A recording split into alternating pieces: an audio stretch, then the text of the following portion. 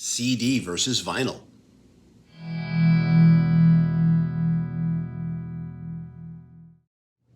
Hey everybody, this is TJR and welcome to another edition of CD versus vinyl.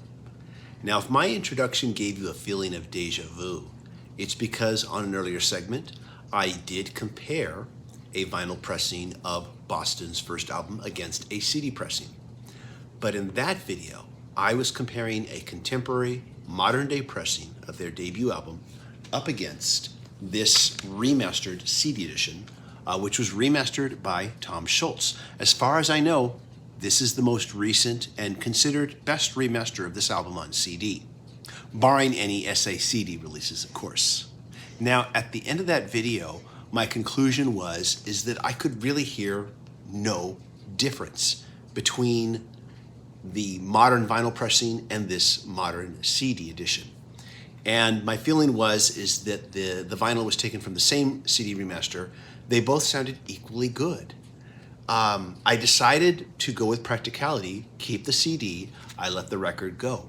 But at the end of that video, I said the next thing to do is to compare this modern remastering to a vintage vinyl copy. Now, I did some research and I found out there's a couple things you need to look for if you want to get the best possible 70s pressing of the album. One is to look for it on the orange label, which means it was released sometime between 1976 and 1979. The second thing is you want to look at the dead wax and see if you can find the words mastered at capital in the dead wax. The other thing you want to look for is a little signature that reads like WLY, which is the signature of the original engineer for the album. So I thought to myself, if I can find one of these 70s pressings, I'm definitely going to pick it up and make a comparison against the Tom Scholz CD remastering of the album. Well, not long ago, I was at a garage sale and made a huge vintage vinyl haul. I made a video about it in case you want to watch it. And amongst the albums I found was this copy of Boston's first album. Now, at the garage sale, there really wasn't the opportunity to look closely at the dead wax. There were a lot of people shopping, and so I had to kind of move along as quickly as I could. But I did notice that it was on the orange capital label. And I thought, okay, at least I know it's a 70s pressing, 76 to 79. So I picked it up, and it was only $5. You just can't go wrong.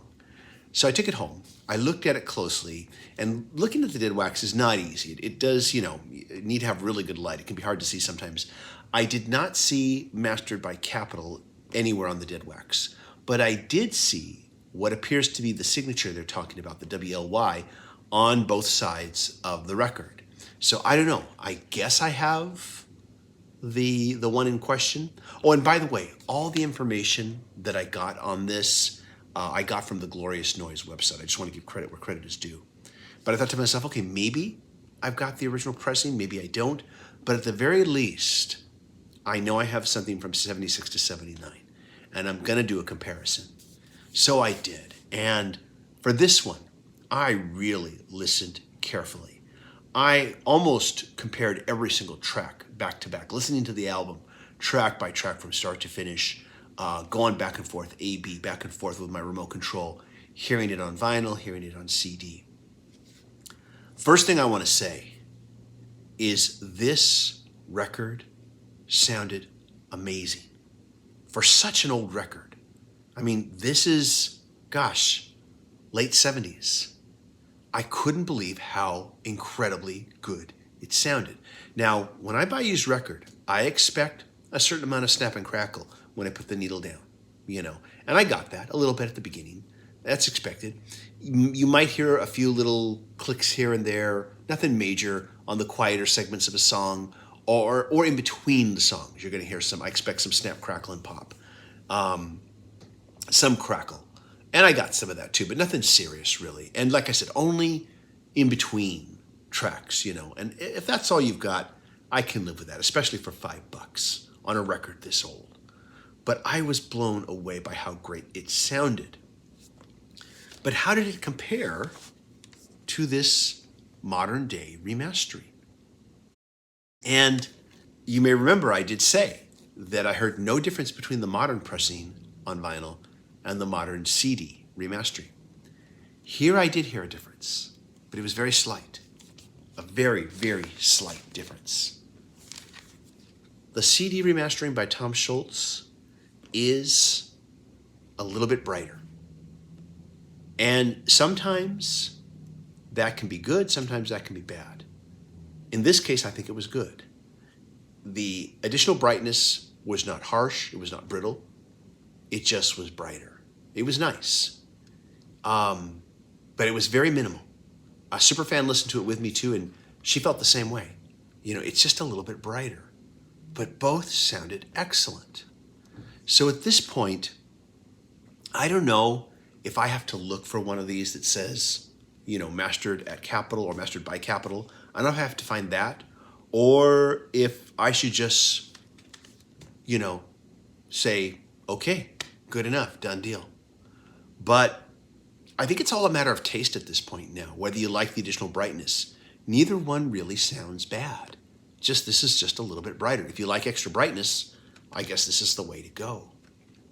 But I have to say something.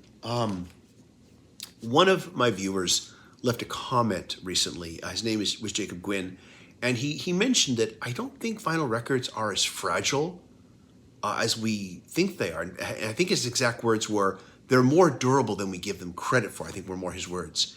And I have to say I agree, especially after listening to this. When you think of how old this is, and it was not in perfect condition. You know, you could see that it had been handled. I couldn't get over how good it sounded. He mentioned himself, you know, that there were records that he's picked up used that have scuffs and scratches on them, and they play just fine. And I have to agree. Again, you may remember a while back, I picked this up at Amoeba. This was the Rolling Stones, their Satanic Majesty's Request. This is an original 60s copy with the original lenticular cover, which, you know, future releases, future pressings did not have. They just had a photograph of the cover. And when I picked this up, it was only 20 bucks. I've oftentimes seen this for a lot more. Usually in the neighborhood of around like 70 bucks or so, even for a crummy copy. But this was only like about 20 bucks. The record itself didn't look too bad, but it did have some visible, what looked like some visible scratches and scuffs. And I picked it up mainly for the packaging, mainly just to have an original copy with the original lenticular cover was the reason I picked it up. If it played well, I figured that's just gonna be a bonus. That's just great on top, because I already own the modern deluxe edition, which has both the stereo and mono mixes of this album remastered on vinyl and on CD. And on that particular edition, I preferred the mono LP over the stereo LP. This was stereo, and I liked this so much. I mean, let me go back and say, even though I saw scratches and stuff on it, there were no problems with playback, none. Yeah, there was some snap and crackle when you first put the needle down. That's to be expected. Yes, there was some snap and crackle between some of the tracks, to be expected. You know, maybe even a little bit of snap and crackle, like on the really quieter moments. That's to be expected. A record this old, you know, in this condition, you know, I expect that. But I thought it sounded really great, and I preferred this stereo version over the stereo LP that came with my Super Deluxe Edition or Deluxe Edition, whatever they called it. I preferred it. If I want to hear this album in stereo, this is the one I go to, not the modern stereo pressing. I still like the mono pressing that came with my Deluxe Edition, but for stereo, this is the one I want to listen to. And I'm glad I got this. I really like it a lot. But yeah, I really think that vinyl is a lot more durable than we give it credit for, and I agree with you, Jacob, in your assessment as well. For this to sound as good as it did, it still blows my mind that it sounds this good. I still can't get over it when I think back on it. So yeah, I'm kind of torn as to whether I should keep this, hold on to it, or whether I should look for one that says mastered by Capitol. If any of you have made a comparison and you want to share your thoughts, please do. I'm open to hearing what you have to say. But I think for the time being, maybe I'll hold on to this. Maybe at some point I'll let it go because they both sound so similar. This one's just a little brighter. And the brightness does not sound brittle or bad. It sounds good. So yeah, If you like it brighter, just go with this. You can't go wrong. So anyways, that concludes this edition of CD versus Vinyl. Let me know again if you've made any comparisons that you want to share about this album or any others. I'd be curious to know. As always, if you like what I do here, be sure to click like, hit subscribe, and hit the bell notification icon so you never miss a video. If you'd like to show some extra support, please consider becoming a patron supporter. Patron supporters receive early access to videos. Patron supporters receive early access to select videos, and they receive exclusive videos every week that no one else gets.